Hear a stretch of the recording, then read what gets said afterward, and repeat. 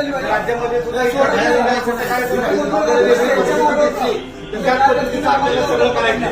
निश्चितपणानं लक्षात घ्या, अशा पद्धतीचे समाजकंटकापासून सावधान राहा. समाजकंटक लोक हे याच्यामध्ये घुसवत असतात. आतापर्यंत कधी अशा पद्धतीच्या घटना मराठ्यांकडनं घडलेल्या नाही आहेत.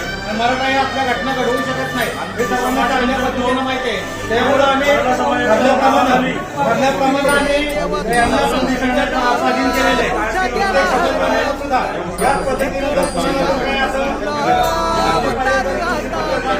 तर हे अशा पद्धतीनं सर्वांना त्यांना पोलिसांच्या ताब्यात द्यायचं आणि समाजाचं आपलं नाव कुठे खराब होऊन द्यायचं नाही हे लक्षात घ्यायचं.